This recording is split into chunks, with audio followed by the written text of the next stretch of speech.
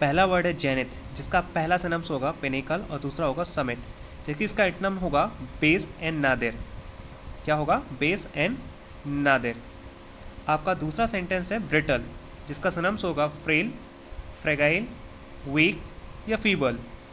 Brittle means होता है भंगुर, जो टूटने योग्य हो, जो आसानी से टूट जाए, और इसका एंटोनिम्स होता है हार्ड या कैलस, हार्ड या कैलस। तो दोस्तों याद रखना है, ये जो वर्ड मैं लेकर के आया हूँ बहुत ही सिलेक्टेड हैं और जो बार बार एग्ज़ाम में पूछे जाते हैं, क्योंकि हमारे सामने बहुत सारा कुछ है पढ़ने के लिए, लेकिन मैं कुछ ऐसी चीज़ें सिलेक्टेड लेकर के आया हूँ जो आपके लिए बहुत ही इम्पोर्टेंट होंगी पॉइंट ऑफ एग्ज़ाम। चलिए, तो आपको समझ में आ गया होगा कि ब्रिटल मीन्स होता है आपका भंगुर, जिसका सिनम्स होगा आपका फ्रेल, फ्रेजाइल, वीक या फीबल, जबकि इसका एंटोनिम्स होगा हार्ड या कैलस। चलिए नेक्स्ट वर्ड देखेंगे। नेक्स्ट वर्ड है प्रीशियस। प्रीशियस मीन्स होता है बहुमूल्य। इसका पहला सिनम्स होगा आपका कॉस्टली, जबकि दूसरा इसका सिनम्स होगा डियर। एग्ज़ाम में अक्सर इसका एंटोनिम्स पूछा जाता है, तो इसका एंटोनिम्स होगा आपका चीप, यानी सस्ता। तो फ्रेंड्स आपको याद रखना है, पहला वर्ड है आपका सिनम्स में कॉस्टली और दूसरा है डियर। चलिए नेक्स्ट वर्ड देखते हैं हम, एक्स्ट्रावेगेंट। एक्स्ट्रावेगेंट मीन्स होता है खर्चीला।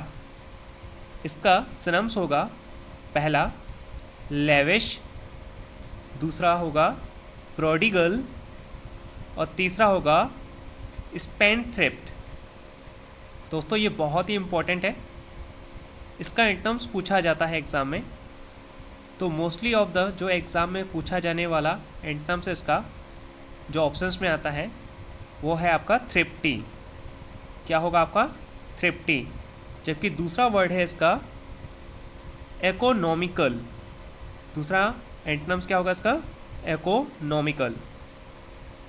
तो बहुत ही इम्पोर्टेंट वर्ड हैं ये जो मैं आप लोगों को बता रहा हूँ।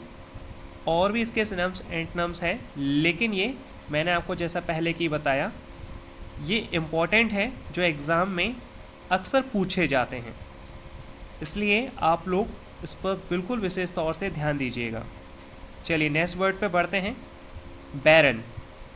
बैरन मीन्स होता है आपका बंजर या अनउपजाऊ।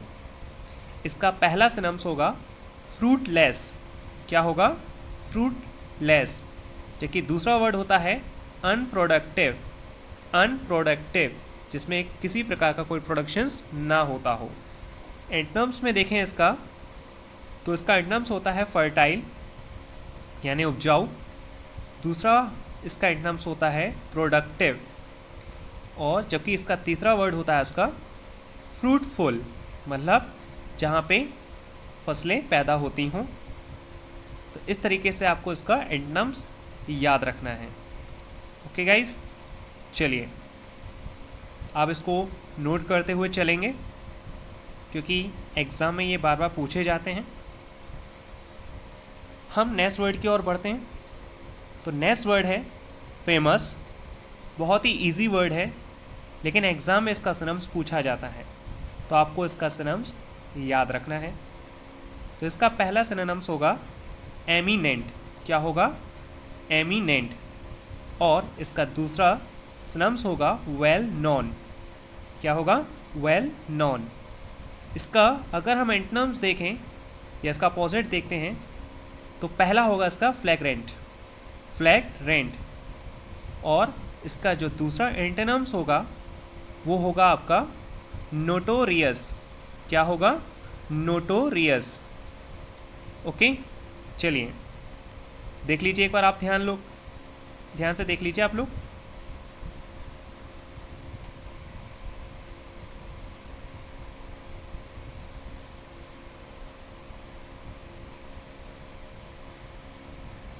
फ्रेंड्स, ये दिखने में तो बहुत ही ईजी लगते हैं, लेकिन जब एग्ज़ाम में आते हैं तो हम बहुत ही कंफ्यूज हो जाते हैं। इसलिए आप लोग इसको बड़े ध्यान से देखेंगे और मैं चाहूँगा कि आप इसको नोट भी करते चलें। एक दो बार अगर आप इसको दोहराएंगे, रिवाइज़ करेंगे, ईज़िली आपको ये याद हो जाएगा। बस आपको करना क्या है, इसको एक दो बार दोहरा लेना है। चलिए नेक्स्ट वर्ड की ओर बढ़ते हैं हम। नेक्स्ट वर्ड है आपका अबेंडन। ध्यान रखिए ये फ्रेंड्स, स्पेलिंग पे बिल्कुल ध्यान देना है आपको। ABANDON, abandon. अबेंडन मीन्स होता है आपका छोड़ना या किसी चीज़ को त्याग देना। तो इसका पहला सिनम्स होगा गिव अप।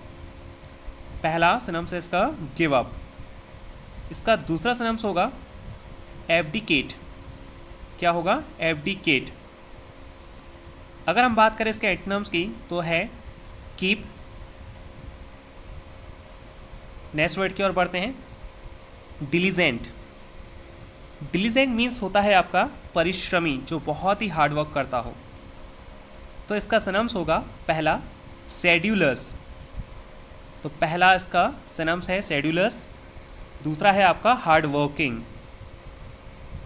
हम बात करें इसके एंटोनिम्स की तो पहला होता है लेथार्गिक, दूसरा होगा इंडोलेंट, और तीसरा इसका एंटोनिम्स देखेंगे हम तो वो है आपका lazy. Okay guys,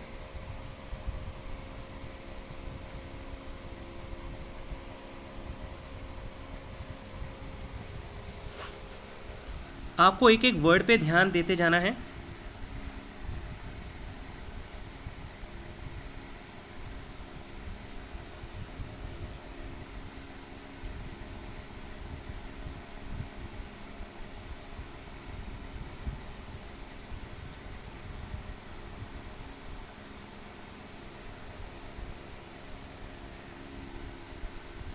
I hope so guys, आप लोगों को समझ में आ रहा होगा। ये बहुत इजी तो नहीं है एक बार में याद कर पाना। आप इसको एक दो बार जब देखेंगे, पढ़ेंगे और इसका रिवाइजेशन करेंगे, ईज़िली आपको याद हो जाएगा। बस आपको इतना ध्यान देना है कि जब आप पढ़ें तो इसको स्पेलिंग के साथ पढ़ें, क्योंकि एग्ज़ाम में कई बार थोड़ी सी स्पेलिंग की वजह से हम गड़बड़ कर जाते हैं, इसलिए आपको स्पेलिंग पर भी ध्यान देना है। चलिए नेक्स्ट वर्ड की ओर बढ़ते हैं। नेक्स्ट वर्ड है आपका